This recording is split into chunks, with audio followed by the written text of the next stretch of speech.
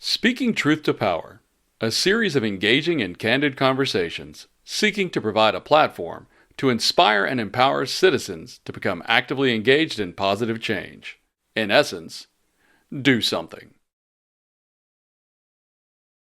This episode features Thurman, co-founder of the Young Patriots and author, and your hosts, Russell Stanners and Remus Bowden.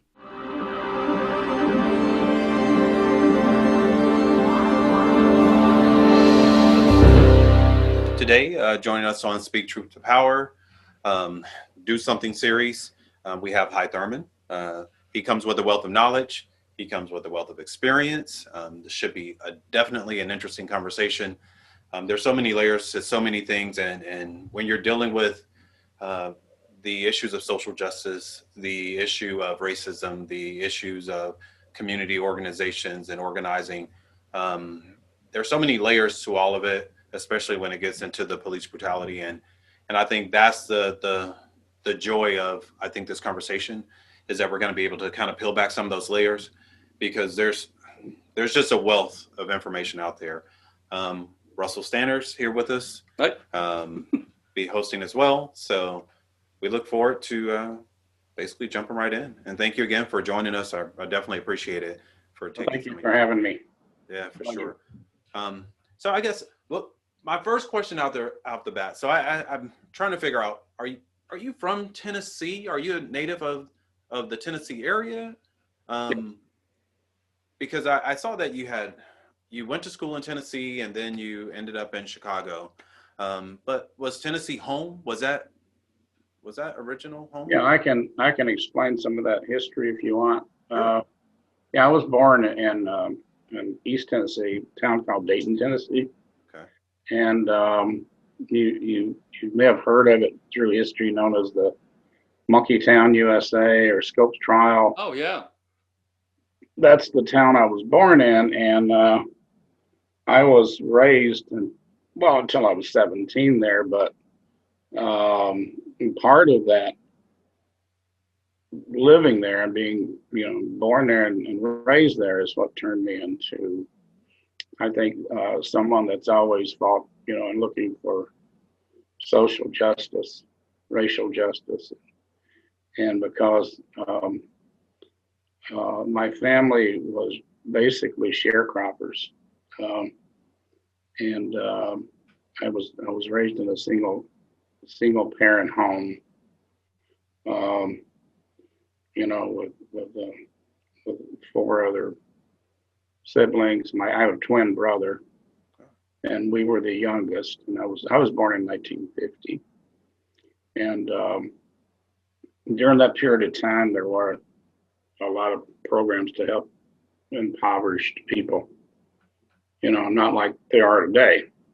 Oh, yeah. And so I had, and I explained this in it's on other podcasts too, and a book that I wrote. But I explain how this living in poverty is what really convinced me to be a revolutionary.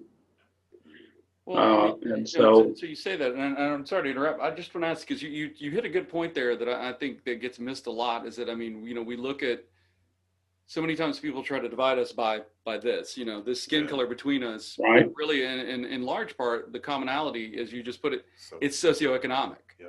And you see that a lot of times with like you're saying, just right where you were saying, if nobody saw you, nobody heard your voice, and we put that story out there, I wonder how many people would have, well, not just relate to that, would have thought that, maybe you yourself were Black based on that descriptor. Mm-hmm. And so, so when you say that, it just makes me curious, is that, like you said, that was that commonality? Did you originally look at it more from that socioeconomic standpoint before race, or did you see that race was such a major factor as well? Well, I think I didn't look at that until later on in life, of course. But when I was working in the field, that continued up until I was around 16, 17 years old. I looked at it as yes,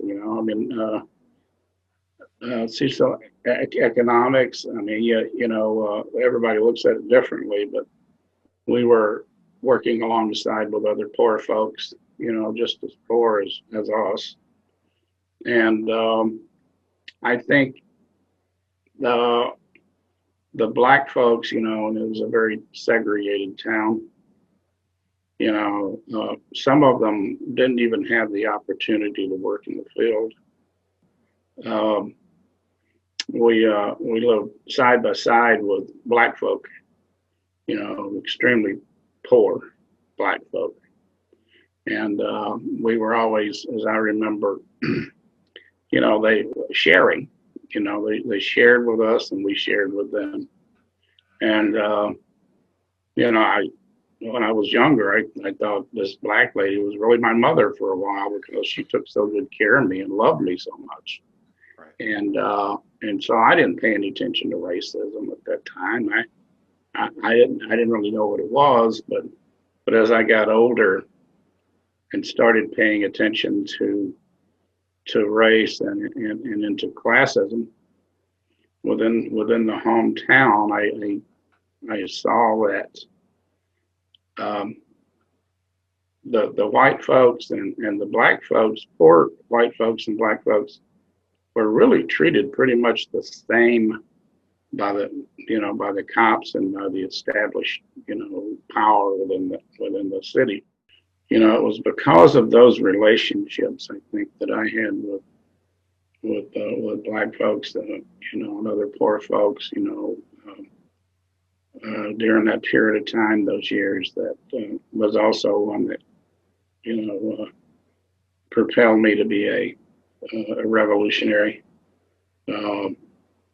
because of that, and poverty, classism, racism, fascism, police brutality. Okay, gotcha. So it was a pretty small, I guess, not really a diverse town.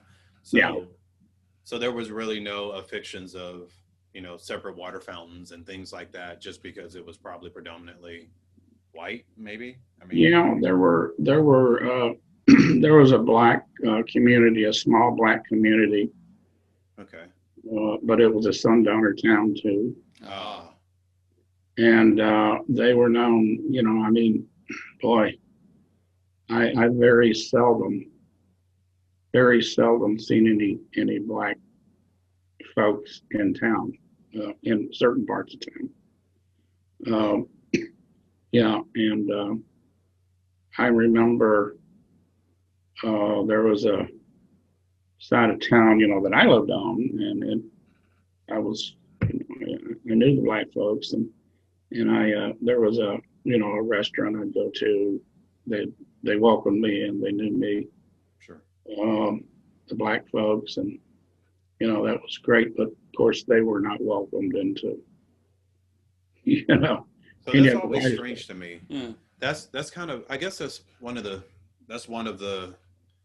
those questions where I'm always like, so I've always equated, and I've always, I don't want to say always, but when I talk to different people, I try and draw the line, like to my kids and other high school students or kids that I'm talking to, and they're like, well, what's the difference? And I said, well, to the cops, from what I've experienced, a poor white person is equivalent, to a black person in their eyes, and they seem to treat them different. A poor black person, even worse. But it seems like we end up with the same treatment. And again, we went back to it on the socioeconomic level. I guess that experience that you have, that's similar to, those members of the other community, the neighboring community. How do you guys get to share in that experience? Because even though, coming from the town and you being a white person, they're getting a little bit more, a harsher treatment per se, you would think, at least in their mind, based on what they're dealing with on that side. Whereas they probably didn't even realize, like, you guys are getting the same treatment, separately, but essentially the same type of treatment, and not even knowledgeable of it. How did you guys ever pull that together and realize, like, hey, notes? Yeah, like we're basically getting the same treatment here? Well, we would always sit around, sometimes as I got older, let me say 13, 14. Okay. I mean, I wasn't exactly, I was always a little bit rebellious Sure. because of this and a little different. And I just remember times that, I'd sit around with some of my other, poor white folk and black folk and, and this little bottle of moonshine, you know, and, drink together and talk together and music, and that's where I learned, I started learning a lot of cultural differences, and my degree now is in anthropology, which led me to that. But, we were able to communicate on a number of different levels. Sure. One is because, I was practically raised by, some black folk, and so they knew that, they could always count on me. And there was an incident where I had to, where I did, defend my friends. And they would always, stand up for me if they had to. So it was a thing where I was kind of accepted into the community. Sure. But, that's only because I wanted to be. Gotcha. See, and that was an interesting point you made right there, because that's what I was thinking was, you were saying you're, in some ways brought up by some older black women, and you see a lot, especially at, in the older South, a lot of, I mean, the mammy archetype comes from a real place. There were a lot of these wealthy white families that had black caregivers. Yeah, and my yet, grandmother was one. Yeah, and yet you still see that disconnect. You would think just by the dint of somebody taking care of you that much and loving on you and doting on you that much, that there would be that reciprocal relationship, just like you're talking about, how you felt care towards these people who felt care towards you, but you largely didn't see that. I mean, I think there's like a movie out now where, it's kind of typifies. But I think it's different though, right? Because his experience was more community, like I'm taking care of you because this is community. We love each other. This is just kind of what we do, versus someone who's kind of hired to, you know what I mean? Maybe there's a disconnect that person is always considered the hired, you know what I mean? The hired help I say that just because, I recently finally got around watching that fictional One Night in Miami, and they showed Jim Brown going to a guy's house, who thought he was the world of him, this great ball player, everything wonderful about him, treated him like gold. And then the moment he goes, oh, I'm going to go in, and he goes to step in the house, he goes, oh, no. I won't use the language he used, but we don't let black people in the house, after he just doted on him immeasurably. Yeah. And that's what I'm saying is it what finally clicked in your brain that made you truly understand the commonality between you and gave you that affection back? Not just receiving it and understanding you received it, but knowing that it was something you wanted to give back. Well, I think when some of it came about was, my concept of poverty, maybe, knowing that, there's the other people were poor as me and I as them, And the other one was when the whole civil rights movement started. Albeit I was young, but I followed, this the civil rights and what was going on.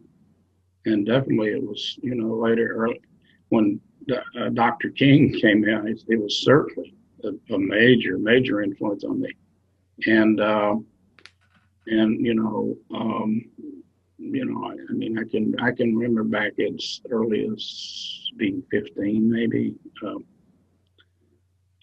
paying attention to what's going on, and then, the Kennedys, that type of thing,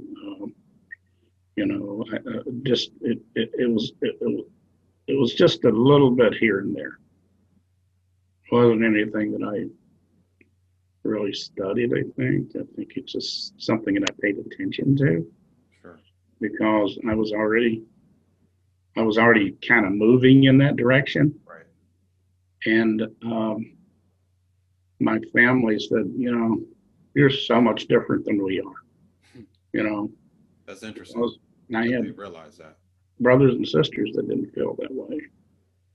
They do now, but at the time, you know, it was because of the whole, I don't know, Jim Crow era, you know, what was happening in Birmingham. Yeah. You know, it's pretty easy for people to look at the victims as being the cause. Oh, yeah. Victim blaming. Oh, yeah. And that was happening even within my own family, but I always disagreed. I couldn't see. I couldn't see the sense of it, you know, Right.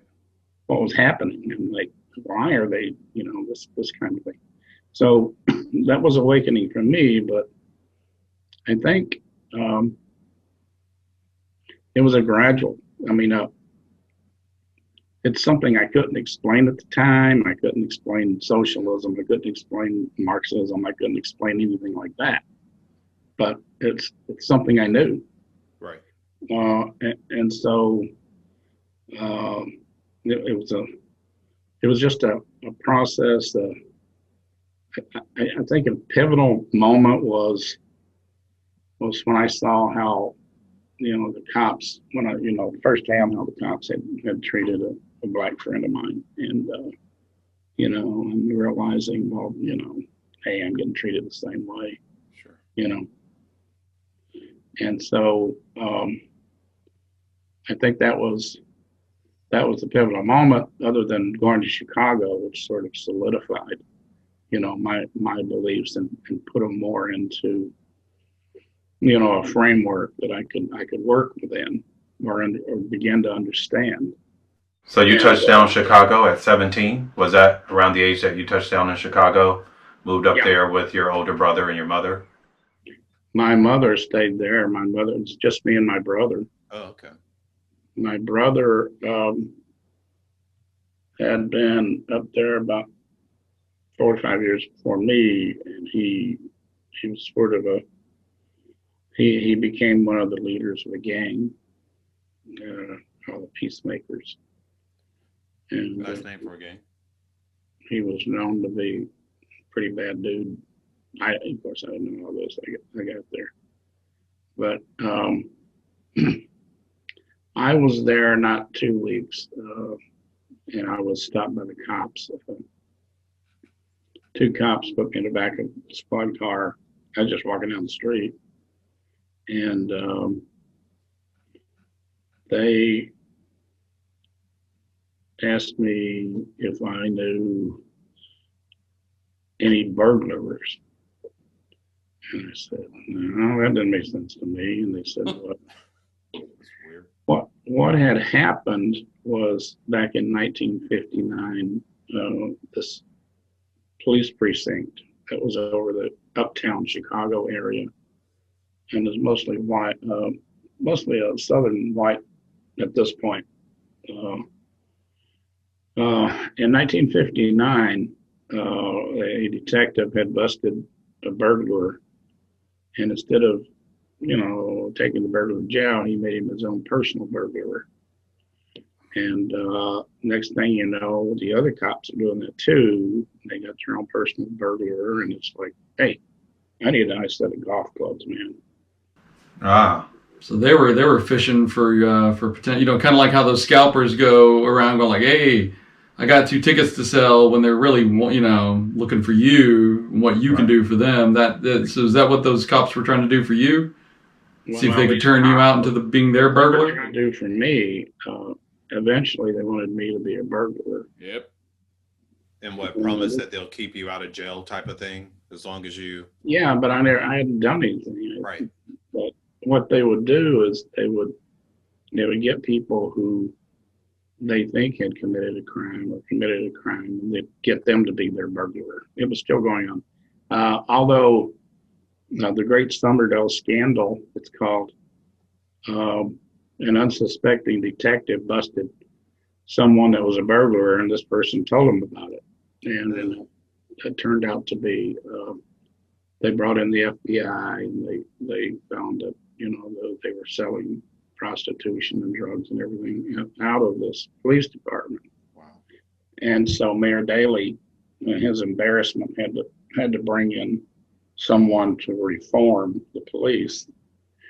That word again. It cost 8 cops. I think 8 cops were fired, and the commissioner lost his job, and so. But after the dude came in to reform, after he said he got everything together, he left. It went back to the old ways again. You know, just plaster it over and move along. Right, lipstick on a pig, literally. And so the next part of the conversation was, let me see some ID. And I said, well, I don't have any. He's 17. I got a Social Security card. I'm not, not in the military. I get a draft card until you're 18. Right. And so when he found out that I had a Southern accent, he says, oh no, not another fucking hillbilly.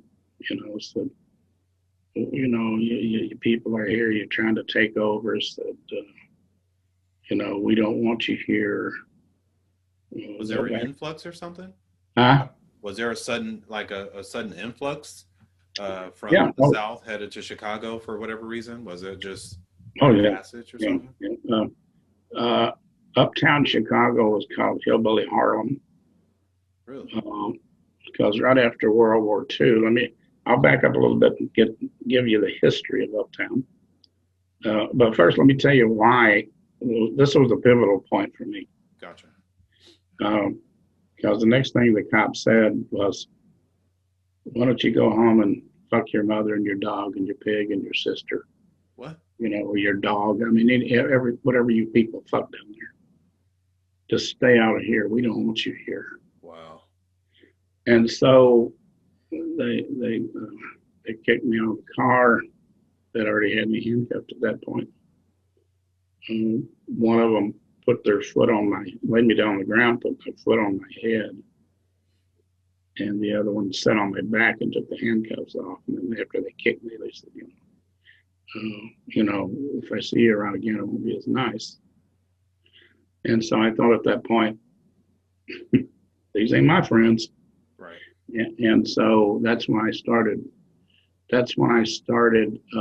hanging around with some of the street guys and my brother, because they had been hanging around with Students for a Democratic Society in the community. And that's where we started getting political. But let me back up and give you a little bit of history of Uptown Chicago. Very unique community.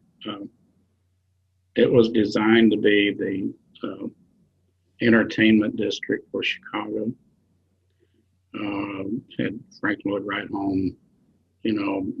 Wealthy people lived there. And it was like the Hollywood at the time. They had all the major movies were made there. Charlie Chaplin has a studio. It's still there. And Al Capone's bar is still there, actually, too, the Green Room. And the Aragon Ballroom, which is internationally known for anybody that's a performer, that's high caliber. What happened was the movie industry moved to Hollywood. Mm-hmm. And there was a vast exodus. And so that left a lot of vacancies, apartments, some efficiency apartments for the people working seasonal with the movie industry were in and out or working on a particular movie. And so the people also that lived in the community, that lived in these huge, apartments, flats, had moved out and gone to the suburbs or other parts of the city that they considered to be safe. And so the landlords, the owners, of course, they didn't live there. They lived in other parts or in the suburbs, so they didn't give a shit about how people lived. Sounds familiar. So they would divide those big apartments into small efficiency apartments. And so that became a draw for people from all over the world, poor people. Right. They gave an opportunity to rent by the week or whatever. So after a period of time, uh, with no care and no services from the city withdrawing their services and putting in the most craziest cops you can imagine, murderers, in which they kept in all the poor communities because that's the way they Daley controlled the communities. It became one of the worst slums in Chicago, and so that's the way Chicago or Uptown was at the time. There's a lot of people there with black lung and disease from the mines. There were people from textile with brown lung, people with diabetes, but there's also, it was part of a migrant circle, where people were losing their farms down south. The mines were closing. They didn't have a job. Well, see, and that's fascinating. You're saying that because usually whenever you hear about the southern exodus to the Midwest, to Chicago, Detroit, it's always framed more just in the black community, finally leaving the Jim Crow South. Right. You don't, like I said, I would have never. I mean, got friends, right. Born and raised in Chicago, never even once heard Hillbilly Harlem.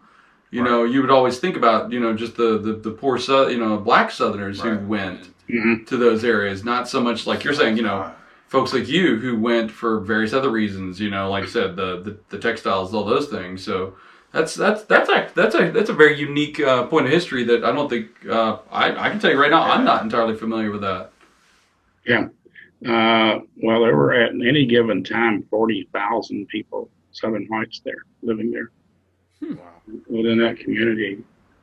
And if you're familiar with Chicago, where Uptown is. North side of Chicago, and also it's right near the lakefront. Yeah, I mean, that's prime right now. I mean, that's exactly where everybody wants to be if they've got money. Everybody wants to live there now. Oh, yeah, that's what I'm saying. It's amazing how like you said, the circular nature of it is that it was the prized place to be, then everybody left, and then it became bad, and now it's the prized place to be again. Yeah. Right. Well, the apartment that I lived in, for instance, the most I ever paid for rent, and this was up in the Rogers Park area north of there. And I eventually had an apartment right on the lake, which at that time was a good place to be. I had shared with some people. We paid $149. Oh, I was bracing myself.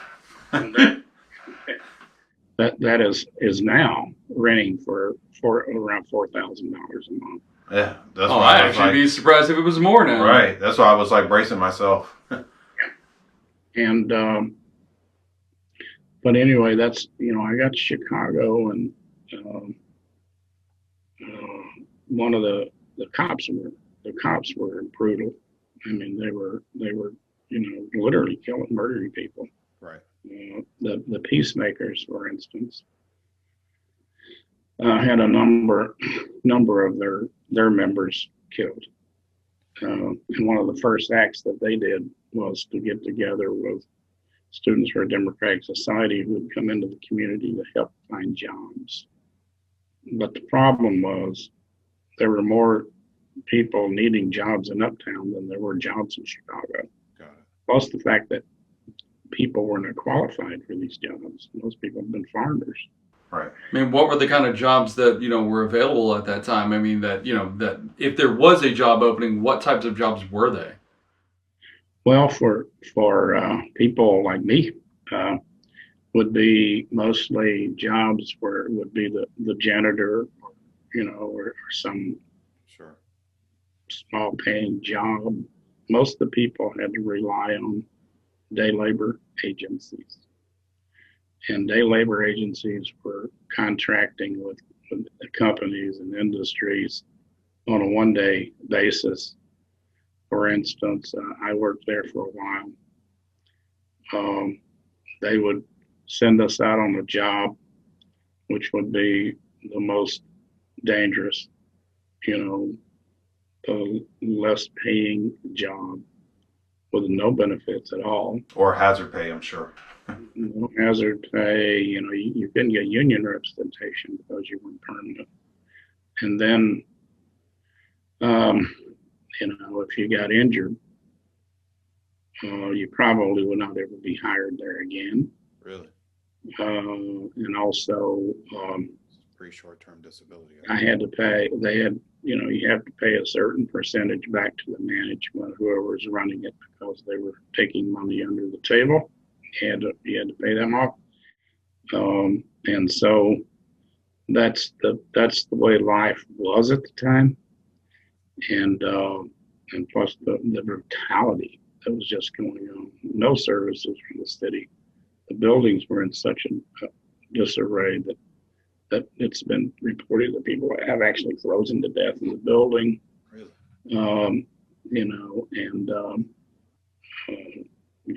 People came in from the outside, bought up these buildings, and burned them. And several people were murdered in these buildings, and it was proved by 2020. TV series came in and did a series on it and had proven that there were three individuals that were responsible for like 18 deaths. Really?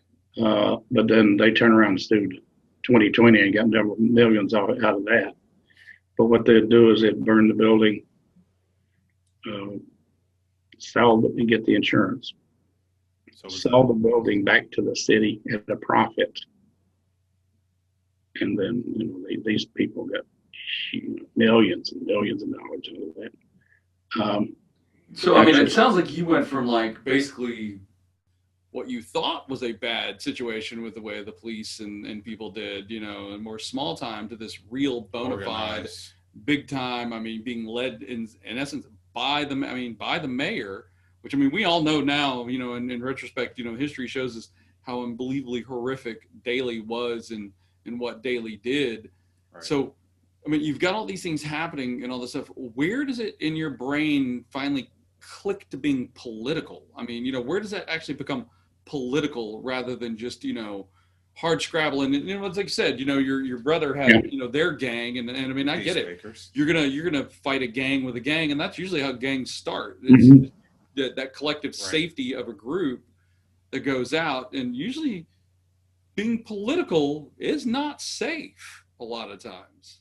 Well, it wasn't safe at all. And what the pivotal point for me was when those cops got me in the back of the squad car, insulted me, and assaulted me, and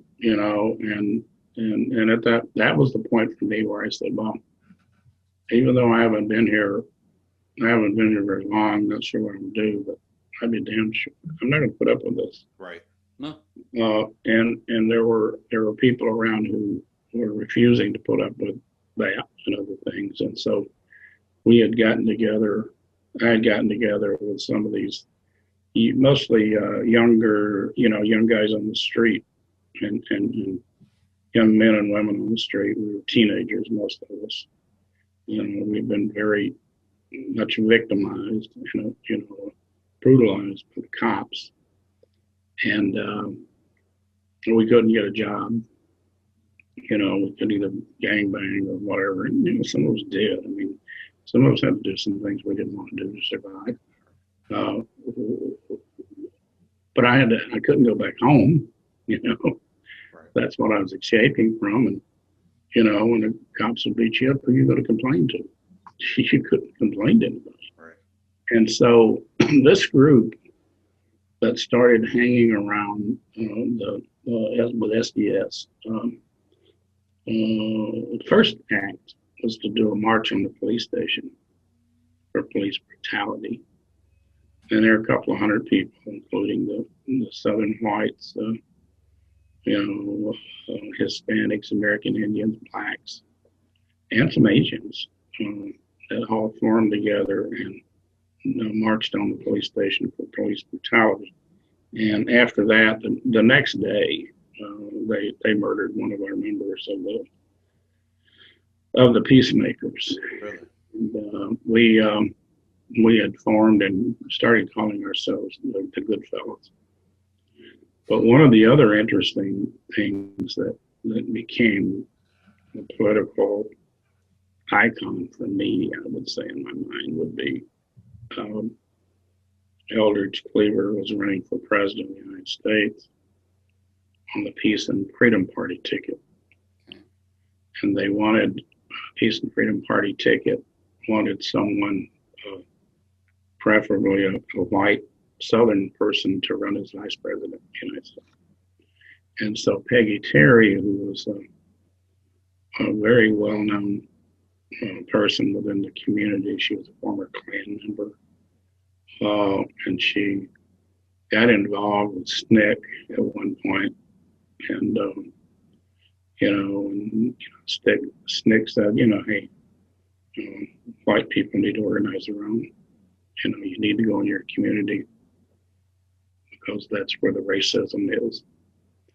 And so she came to Uptown and started getting involved a little bit in welfare programs. But he chose her to be the vice presidential candidate. So there's a bunch of teenagers and young adults running a presidential campaign against George Wallace and Hubert Humphrey and those people at the time.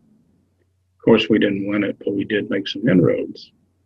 And that's when we started getting recognized by the Black Panthers, but at the same time getting recognized by, the powers to be in the city and the federal government. And so it wasn't really smooth sailing after that. But we decided, there was actually 3 of us that decided that we would try to form the Good Fellows, and we changed our name to the Young Patriots. But we were offering our help in whatever we could do, to fighting urban renewal, police brutality, and welfare rights and social justice, and we were fighting racism. And so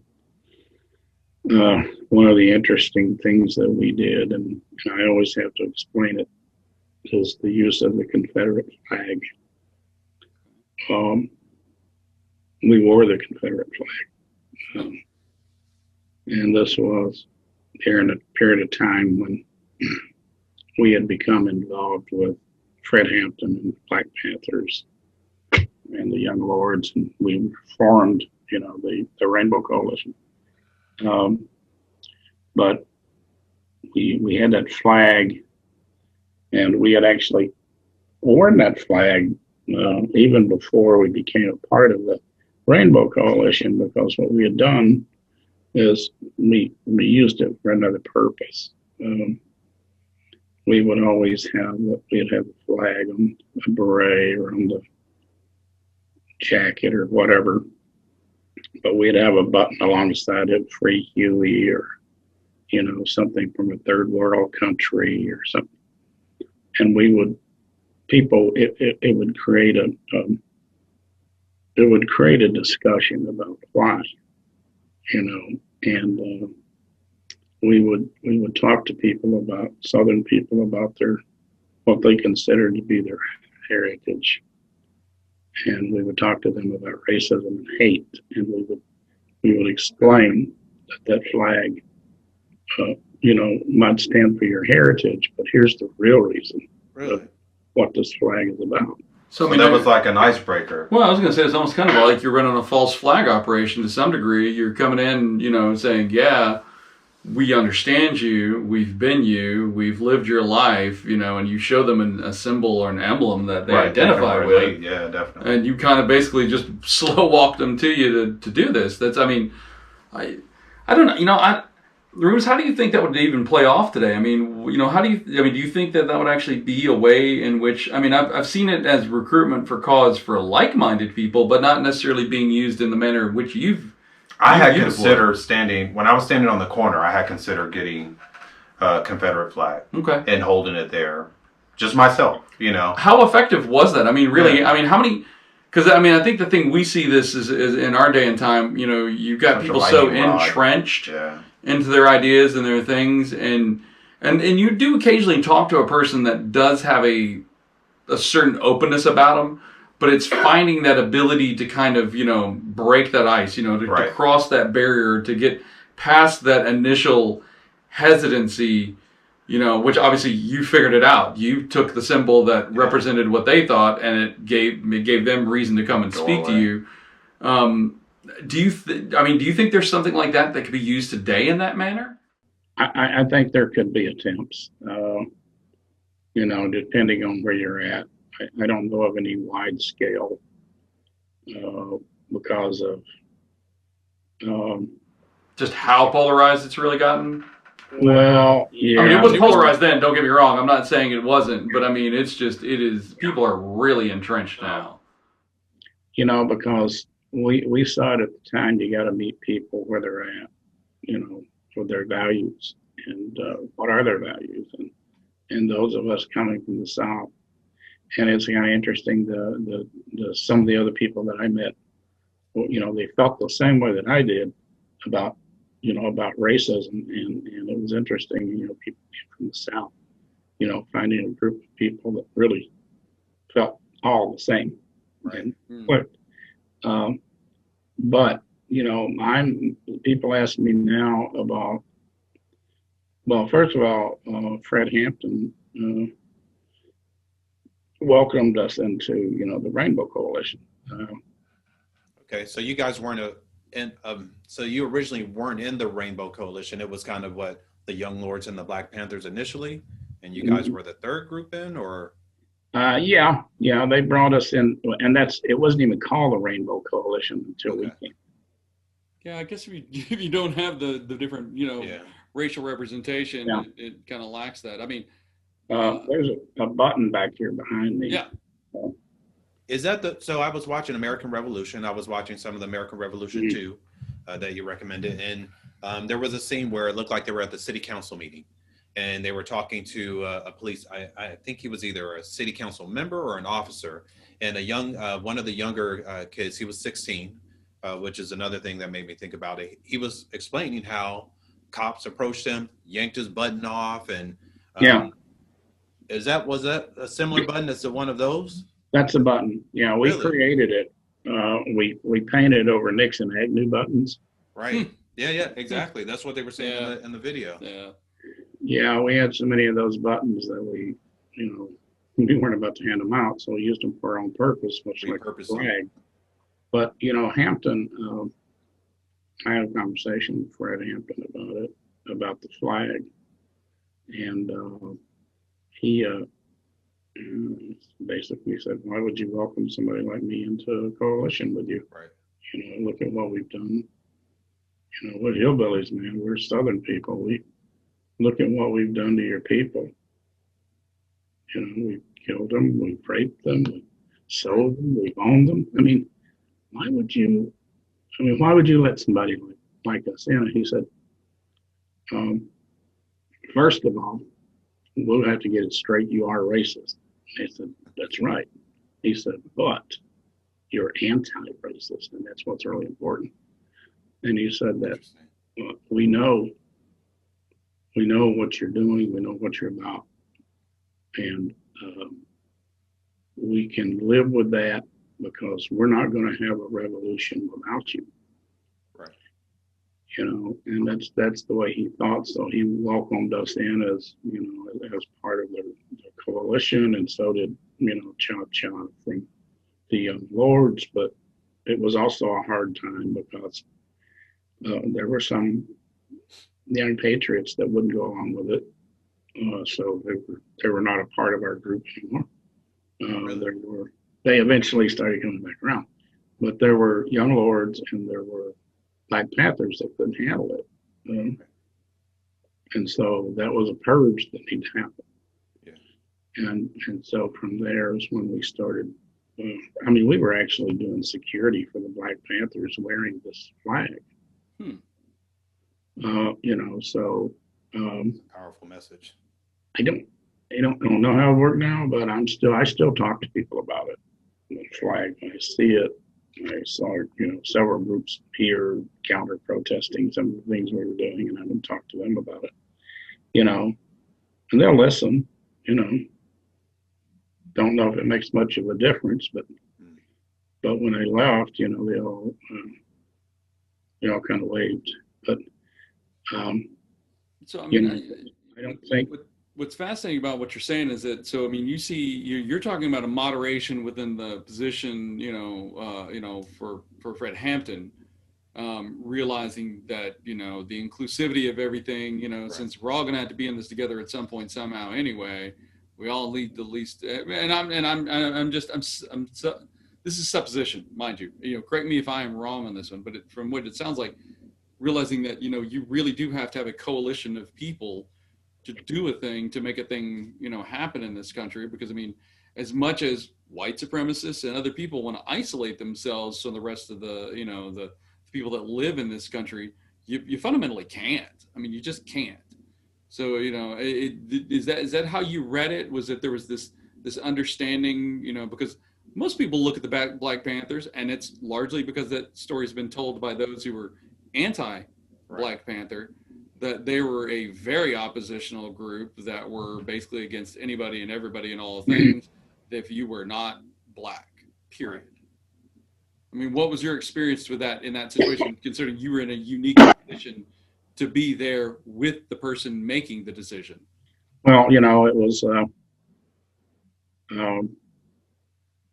many people thought that the Black Panthers are just a bunch of gun-toting terrorists, but we were also just white people doing the same thing. And so we knew that they're fighting for their community.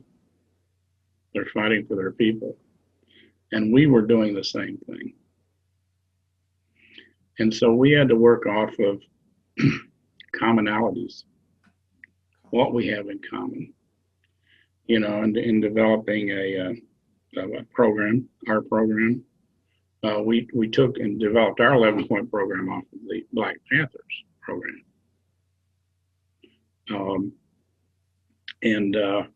That's where we found our commonalities, where we could work with each other, and with Hampton, I had a lot of respect for Hampton. I tell you, the guys had the biggest set of balls anybody I've ever seen, for trying to organize, him and Bobby Lee. And Bobby Lee's another man that came into the community. He came in for us because he was in charge of the north side,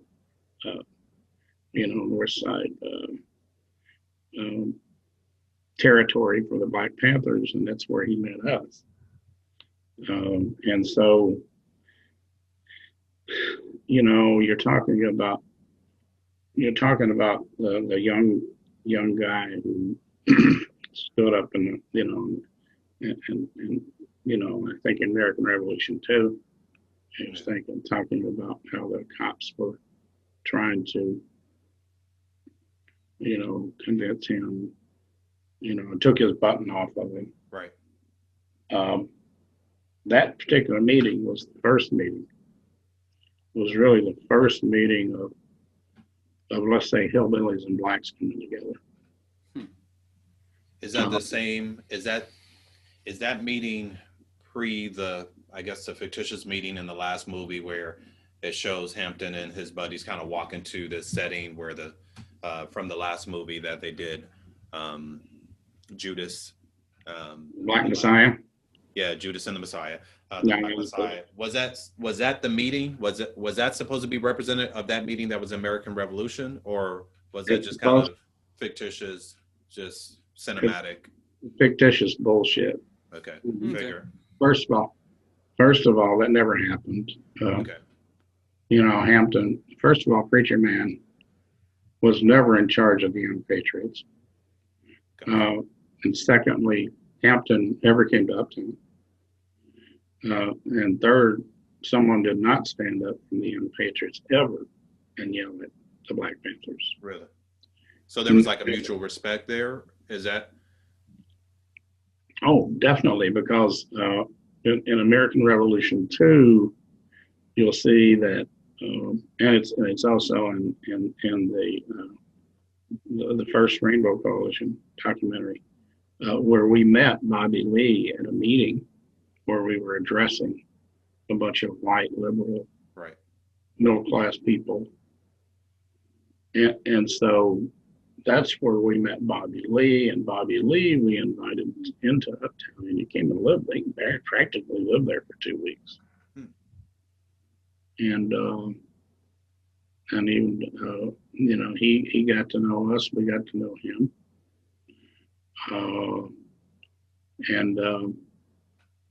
And so he went back and talked to Fred Hampton about who he had been meeting with, and he didn't say anything to Fred until he checked us out. Gotcha. And then Hampton had said, well, yeah, I think this is a necessary coalition, and so that's how all that came about. Right. So that's you guys when had a common. So you guys had, I guess, you guys united based on a common enemy, poverty and the police, essentially. Yes. Did you guys ever take on that same duty in the community as policing the police when things would happen? Really? Okay. So that was an active part of most of the organizations in that during that time. Was that kind of common practice? We need to be policing the police in our neighborhoods. Yeah, we had already done that even before we met. Got it. Okay. We had copied the Black Panthers policing program even before we met the Panthers. And Nancy Hollander, she's written a book called Uptown Chicago in Chicago. She's now an international lawyer. She's Chelsea and Manning's lawyer. Okay. She's also the lawyer of.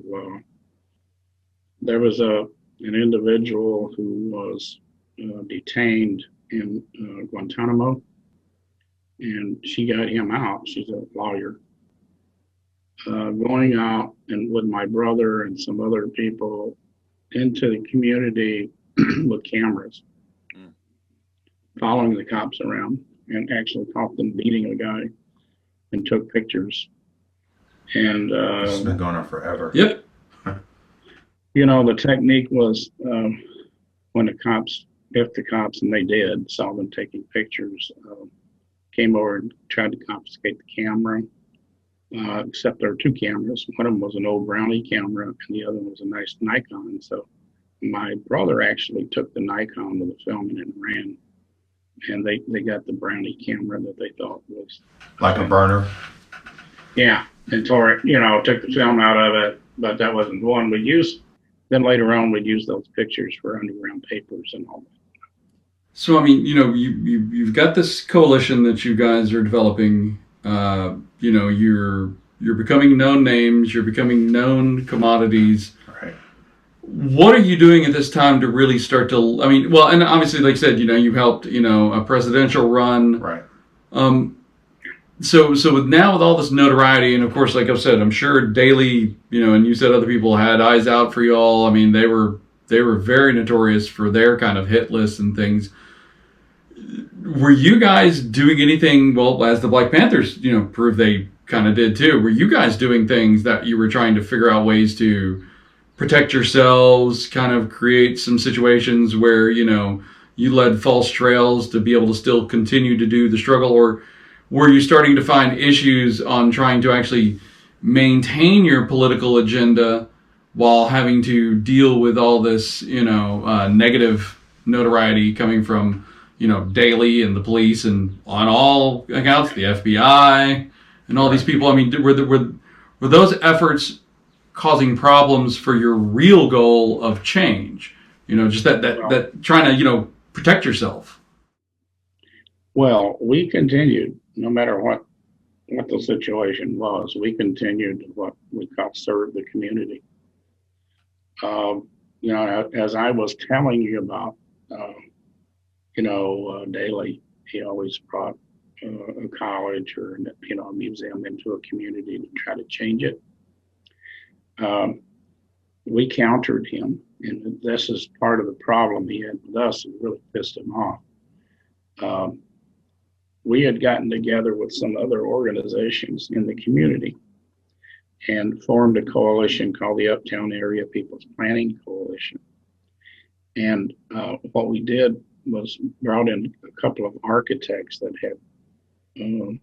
had retired and became like a volunteer, Vista volunteer, and they had designed the first solar city community in Wisconsin, in the country. And so what we did, we started talking about an alternative to this college, and we came up with what was called the People's Village. And it became known as the Hank Williams Village, because Hank Williams was a country singer, worshipped by the Southern people. But anyway, this community, it would be in the area where the college was going to go. It would be self-sustaining and would have its own. Well, first of all, the buildings that could be renovated would be renovated. The ones that had to be torn down would be torn down, and new buildings would be built. It would have its own, of course, clinic, community clinic, like the Young Patriots, and its Breakfast for Children program, legal services. Would have, ample parking. We would have demand that the police come from the area and we control the police. It would also have an employment agency, which we organized a Tri-Faith Employment Agency to get jobs. It would also have a hotel that would house migrants, support people when they came to Chicago, to Uptown. Wow. We would try to get them jobs. We'd have our school. We would, because one of the problems that we faced when we came to Chicago in schools was they automatically put our kids back 1 or 2 grades. Really? We couldn't learn. Because you were coming from the South. Yeah. Got it. And so it was called, it was called Hank Williams Village. We presented that to the Uptown Conservation Committee, which never would let us own any of them, any of their committees, because we had to be business owners. And so we were always taking over their meetings. And if you watch American Revolution all the way through, you'll see that we're taking over some of the meetings. And also they had said to us, well, they thought this was just a crazy idea and we'd never be able to pull it through, and we'd have to get the funding. And at that time, we got $250,000 of funding. We had, real estate companies, banks, we had all these people that were willing to, big name, that were willing to invest in it. And so, during a secret meeting, they voted it down, of course. Secret meeting. It's been written up as the best housing program that never was. And so we were doing those types of things at the same time, which was really pissing a lot of people off. The guy who's in charge of what they call the Uptown Chicago Commission that pretty well controlled everything in Uptown. He was a bank president. Sometimes he wouldn't even come to work. He said he had to have somebody walk into his car because he's radio and Patriots when he had it. Sure. And they were saying that the Young Patriots could wreck everything they had fought for Daley. And so we were constantly harassed, beaten, our apartments, being raided. There's still people that getting beaten up pretty bad. And there was one more murder, but the cops were, the cops were just brutal during that period of time, and so they were fighting us, we were fighting them. Now, this program sounds like it was so successful. Why didn't the city or the officials co-op it with you? Well, Daley controlled with an iron fist. So he just wanted the glory, I guess, the credit and the glory. He was not about to let anyone gain power. And then when the Rainbow Coalition started making demands, they came up with a war on gangs, and which was a way of criminalizing us. Then they brought in J. Edgar Hoover And well, I mean, we see that right now with here in the state of Alabama with the way that they're trying to do protests and other things. Now they're linking those. Well, if you gave aid, if you did anything, as that means of control. I mean, it's kind of. I mean, it's sad. It's like, when is the point in time going to come where finally, because it's like we said, we see these. There are these pockets of people which are much larger than what we realize collectively that want to make these changes, want to do these things. And what's crazy is that when you talked about your plan for doing the Uptown Village, it's like all I could think of was what that small group of people in Seattle did there for a period of time. That CHAZ zone, that where they just basically shut it down, locked the city out, and said, "We'll take care of our own." We were so entrenched in what we were doing, dipping up in the Chicago area actually, with with what the Young Lords were doing. And what the Panthers were doing, we were, if the coalition was going to support anything else, we would go and support it, but we weren't so much entrenched in what we were doing, in the community and actually trying to stay alive. That's what we were trying to do. Yeah, and that's what I'm saying. How hard is it to actually try to push that political agenda when you're so worried about somebody trying to literally murder you for that very cause? Well, we had the alderman or council person, I guess they call here, running around with the police, and he's a Republican, catching people out on the street, beating them up. Really? They got me once, made me stand against the wall and threatened me that the Young Patriots, the gang, we're coming to get you, and beat me across the back of my legs with a nightstick. And, one other time the cops took me in an alley and worked me over real good. One other time our apartments were being, raided. Cop came to my door. Me and two of the other Patriots shared a apartment, not banged on the door. Most of the time we just let them in and say, "Go ahead." But I said, "What do you want?" And they just put a key in there and opened the door. Really? They had a key. They had a key in my apartment.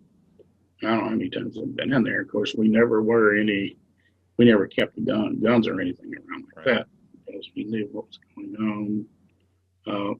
One other time, the cops had stopped. Two cops stopped me and three other Patriots, one of them a female, very attractive, as we were coming back from a meeting in another community. And, one cop walked up to the car and made everybody get out and told the driver, Bobby, who was one of the Patriots, to go back to his car. And when he got back there, he said, "Here, we're gonna say that we found these pills in your car." He said, "But, let us fuck the girl and we'll let her go." Wow. And so Bobby's saying, "Hey, let me go talk to these guys about this." So we went back and got in the car, and we outran them. By that time, they had another squad car full of two other cops. They were going to gangbang her. And then they also had a residence up in just a little bit west of Uptown, belonged to a precinct captain, Democratic precinct captain, and the cops would take women there for sex. They, sometimes they prostitute, sometimes it just be maybe a woman got in trouble, or maybe her husband or kid got in trouble. So this is a way for them to trade out. It's crazy. This is what we were up against. We were up against this all the time. And this is, it was either fight or flight. What was going through your head? If you're dealing with these people, which are for large parts are essentially, sounds like psychopaths and sociopaths, who were given power. Were there points where you're just like, defeated? Yeah, because you're talking, like I said, you're looking at essentially people that are, they're not. they're not going to do anything until they die. Right. Which is sadly enough, is how it kind of largely happened in Chicago. I mean, it sounds like it almost needed to be a gang war as opposed to a political, struggle. Well, at that time, there was any more than 3 people together. They could consider that a gang. At least it's 5 now. And you couldn't stay on the street any more than 10 minutes. And talking with one of the old Black Panthers recently, the cops, they've been known to pull people's fingernails out. They've been known to break our fingers. They would also put a phone book over your head and beat it until you almost had a concussion. They would make people, make people say that they did, crimes that they didn't commit. They'd pull up and say, well, that's a nice car. Then they'd say they planted drugs in it, and then they got the car. The person never saw the car again. Find out that it sold off at an auction. And no, these are what we were dealing with. These were not cops. These were animals. In the book, Jakobi Williams has a book called From the Bullet to the Ballot, which also traces our politics to getting the first mayor elected in Chicago, but also he talks about how the cops had deliberately recruited former gang members that had had trouble with the young Patriots, for instance, and got them to be a cop and put them in the community. So they were also always getting. See, Daley didn't want peace in the communities.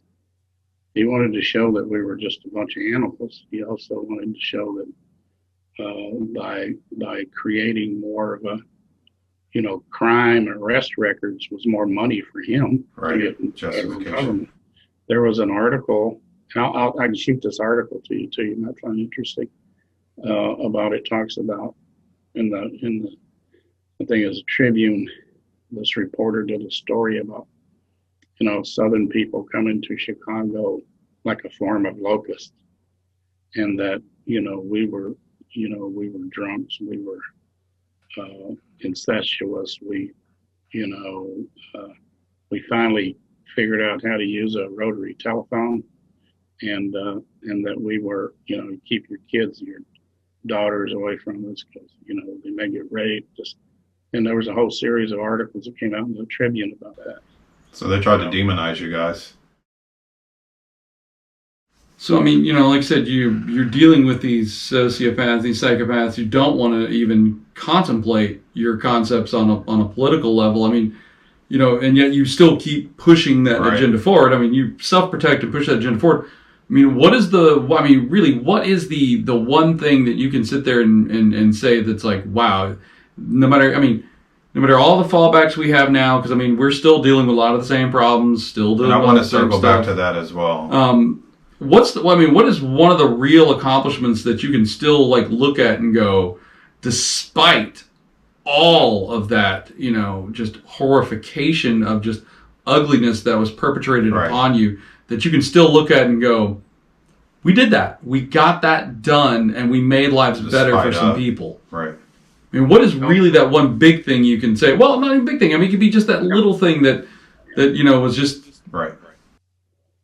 Well, it would be, if it would be anything, is I would look at, first of all, forming a rainbow coalition under these circumstances, which no one would ever think would ever happen. Yeah, no. Successfully. The other one was looking at now. Free health clinics didn't exist then. We started those. Nice. Breakfast for children, we started those. Free legal clinics, we started those. Nice. And a number of other programs. So those are the reason we have those now is because we created them. Right. I think that's the same in California as well, right? The Panthers basically led the charge in California, in the Bay Area, which exactly. And that was basically saying individuals doing what essentially should have been in the construct of the government that you provide taxes to. Exactly. And Because Jared Hoover in a memo, and we have the memos and several of them that say that, the Black Panthers was a threat to society, national security, because they had a breakfast for children program. That's crazy. And they said that they had recruited two other like-minded organizations with them, and it was the Young Patriots and the Young Lords. So they specifically state that we were there. And of course, the memo one of them also says there's a rising Messiah in Chicago that needs to be neutralized. Yeah. And that was brilliant. Is it just because of our society? I mean, is it just because we live in a capitalist society that programs like that kind of reeks of communism, kind of reeks of socialism, and they're just I just don't want anything to do with that, even though it's a benefit to the community. It's the community helping the community. Why is it that, of course. You're talking about when you say reeks of, I would say that's more the oppositional concept of what those actual isms represent, as opposed to its actual capitalism. No, like socialism and communism, as opposed what the propagandist view of those things, as opposed to the reality of what those things are. Right, the community actually building itself up and sustaining itself. And in lieu of that, I mean, and that's essentially what we're trying to push. I'm trying to push is the community do something. I mean, the Panthers, the Young Lords, the Young Patriots, all took an interest in their community and decided we can't wait for our government to do something for us. We're going to have to start these programs for ourselves. So the breakfast programs, the free legal aid, like these are all things that. So when you look now and you look today, and we're still dealing with some of these same issues, especially one of the major ones I wanted to hit you on is police brutality. And we look, and it still goes on and it goes on and it goes on, and yet we really have no reason, in my opinion. There's really no reason for us to continually be in this cycle, because we've seen it for so many years that we could draw from history and fix this. In my opinion, it's an easy fix just by drawing from history, but we find ourselves entrenched in this. And you now, having seen it grow and seen it precipitate from that time period to now, what do you think, like, man, this could be done? Are there solutions that are rolling around in your head? Like, why are we still dealing with this? We really should. Do you have ideas that? Well, first of all, I think it's a whole mindset people have to change. You see, if I go to a lot of people, if they go get a service somewhere, then let's say, for instance, somebody needs medical attention or free legal services. Well, that's great.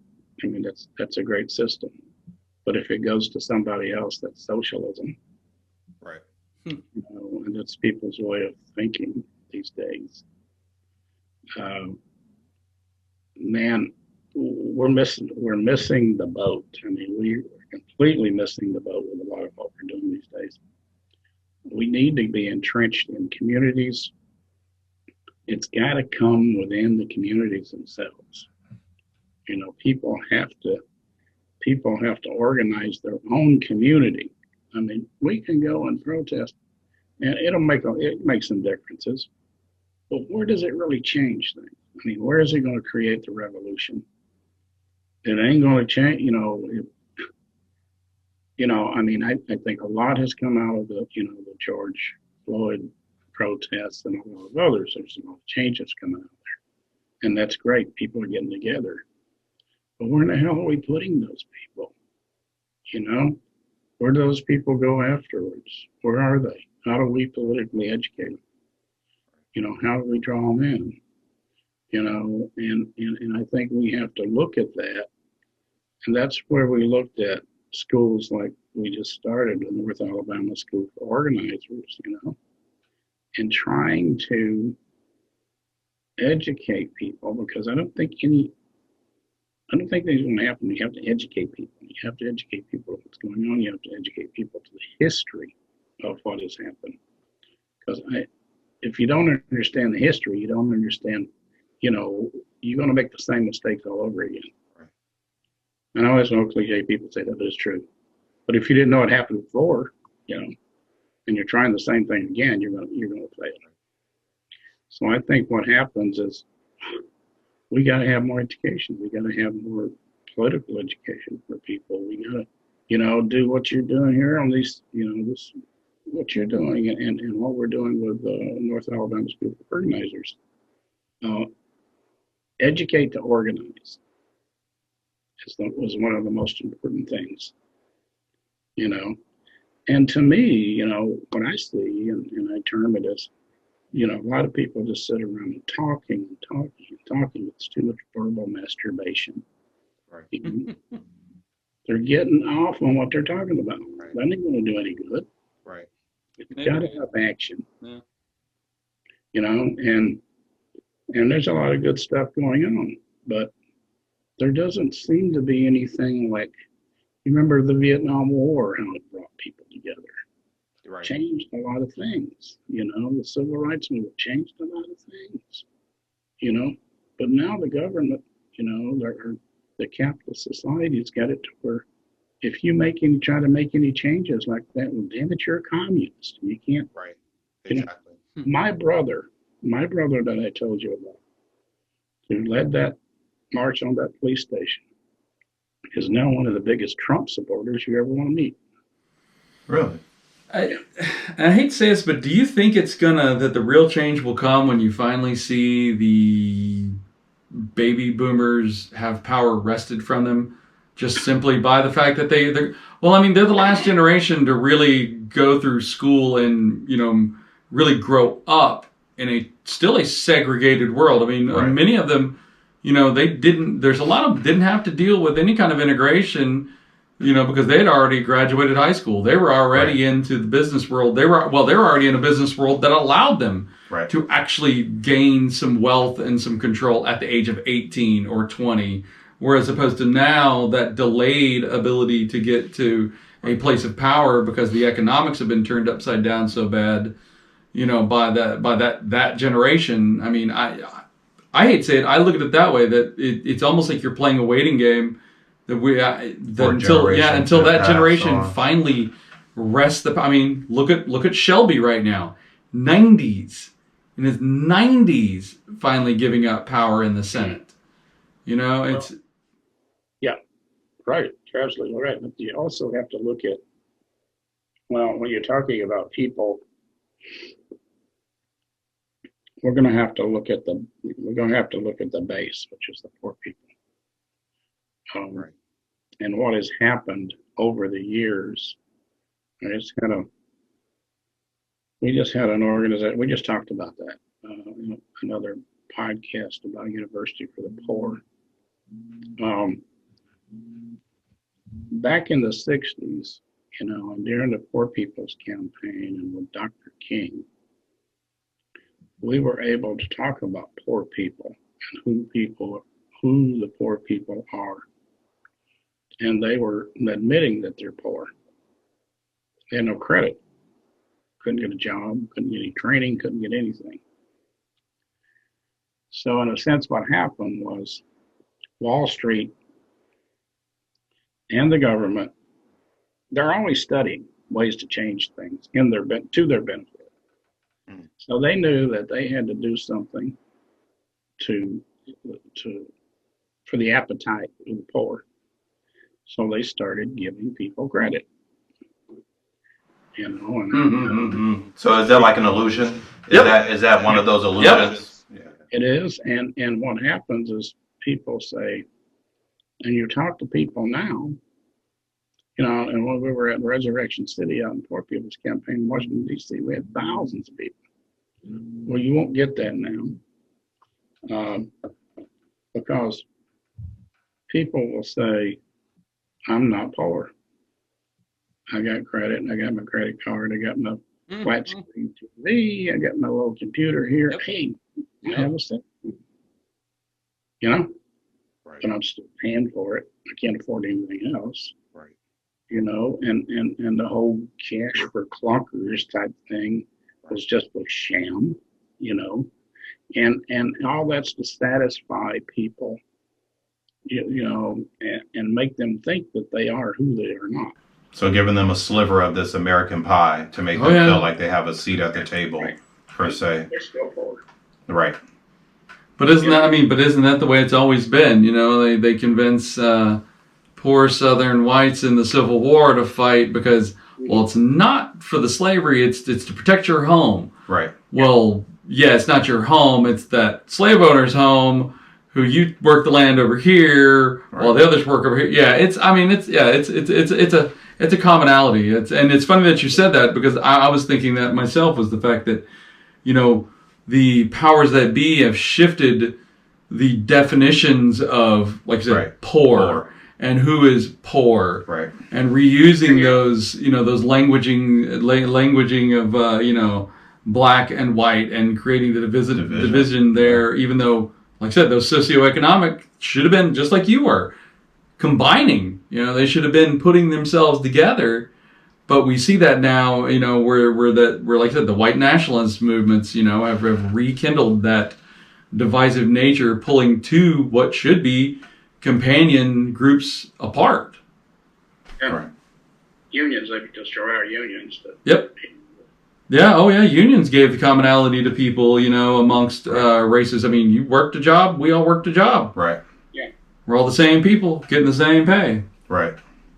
But I mean... Yeah. But there's still, and I mean, while there is that on paper, that's clean and very black and white to discern, right? But still, there's still that division of your 700 versus my 700 versus his 700. You know what I mean? Or my 740 versus your 740 versus his 740. Whatever the case may be, there's still, unfortunately, I mean, the system is still cluttered with those who subscribe to racism, in my opinion, who still subscribe to racism, and just on the very look of your name and just on the interaction with you, like your 700 becomes a little different than my 700. You know what I mean? And so, I mean, you know, but speaking of what he was saying earlier about how we're listening, wanting to hear ourselves talk, we're all agreeing with each other in triplicate right now. What is it you're seeing out of the younger people right now, and the movements and the things that are going on, that you see that we're like, wow, I wish we would have thought of that? Or maybe you see the things like, you know, them doing something that, you know, they've learned from your generation. They saw what you did and are maybe implementing it in a different way. I mean, is there anything out of the organization and the community of doers that you're seeing different or the same? Or, I mean, you know, what's your thoughts on that? You know, the Panthers had the Panther. You know, everybody has a sim. You know, but what brought people together was that rainbow and that Rainbow Coalition, that button. And I think if people use that more and understand what, it doesn't have to mean the Rainbow Coalition. It can mean people, everybody coming in, you know. And I think there's no symbol out there for people to get into. You know? There's nothing there that people, you know, identifies with. You know, how you bring those kids, enough is enough, into working with this other group, or, you know, this other group and this other group. And we're starting to work more with the Native Americans, you know, and the black and the Red Power movement. The black, you know, I think the black, like you said, the Black Lives Matter, it is such a good, they've done such a good job now of I don't want to say branding because it sounds corporate, and it really isn't corporate, but of getting that message out there and making that name out there. Like you said, I think it's going to eventually end up, I think you really will see that pulling in some of the groups together, you know, that are, I mean, there's still a lot of strong, you know, Native groups, and right now we're seeing, you know, the issues in the Asian community as far as the backlash that they're facing and some of the, you know, the hate crimes they're facing. You know, historically it had strong organizations as well, you know, Hispanic groups having strong organizations as well. Right. And maybe, like you said, a rainbow coalition coming back together, these strong organizations finding each other once again after we get past this COVID, where we can really make those connections. I think so. I think there's a lot of organizing been done during this COVID. Had a chance to talk to people at least, you know. And boy, I don't know. I just really wish there was some action, some symbol, something that people could get together, but we don't have that right now. Yeah, they all get co-opted. Like, no matter which symbol you use, someone will say, that means this. and then it fizzles, and no one wants to associate themselves, it seems, to any symbol. Yeah, I got to tip my hat to Colin Kaepernick, though. That is one of the. I mean, to me, he's kind of. I mean, in a better way than say Jim Brown even did. Right. Because Jim Brown was really about Jim Brown. I mean, in all honesty, you know, when you look back on the history of him, I mean, he did some things unheard of by a black man, you know, in this world, you know, but Colin Kaepernick really got out there and said, you know what, I'm doing what's right, period. And not just for me, because he actually, you know, in some ways it hurt him, of course. You know, but he did it for a greater good. And hopefully, you know, we continue to see those types of people step forward and, you know, with some actual skin in the game and, you know, something on the line. Yeah. And I've, you know, if you've seen this or not, that's my new book. It talks about everything that the young Patriots did, and hopefully some kind of a blueprint for what people can still do today.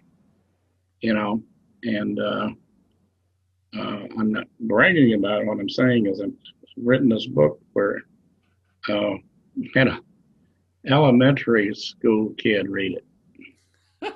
That's great. Loved it. That's where it's got to start. Right. You know, and that's my paycheck right there, man. My paycheck is like somebody called me up and said, "Hey, I want to pay for the editing of your book, because you fed me in your Breakfast for Children program." Really? Wow. Wow. That's cool. You know, so those types of things happen, and they you know, it all has meaning. Right. And everything that we can put out there in front of the people, like you're doing, is extremely important. We may not know it. We may not know that what we say now will matter, but it could matter now, or it could matter down the line. Right. You know, we just don't know. I mean, I hate to say it, sir, but I mean, that's probably one of the most perfect things to finish this conversation on right there. I mean, that is just you brought it full circle from you being the kid, doing the things, you know, and trying to make the difference and being out there to where you're now saying you see that kid who you made the difference for come back to you. That's, I mean, that's, I think it's what we all kind of want to do, is that we can all say at some point when we leave this planet that we kind made an impact. Yeah, we made an impact, at least with one person. Right. Yeah, at least. So I appreciate this conversation, sir. Really do. Yeah, absolutely. Thank you. And definitely thank you for your time. Like, that's, to me, I understand time. For me, time is super important. So anytime someone lends their time, to me, that's more valuable than money, just because our time is the one thing we have control over. My pleasure. I never gave up on the revolution, and it's been over 50 years, and I'll keep going. You know? All right. Thank you. We're in it. Thank you so much. Thank you again. Seriously. Yeah, thank you for taking the time to talk to us. And I'm sure we'll cross paths here. We will. Hope so. And I hope that we can get to talk more so after this some other time. I definitely will be meeting up Thursday after next in April. Have a little talk there. It's definitely be a good time. Be great to talk to you folks. Yeah, definitely. All right. And all power to the people. Yes. Wow. That's where the power is. Absolutely. Thanks. Take it easy. Speaking truth to power. Like, subscribe, comment, share, do something.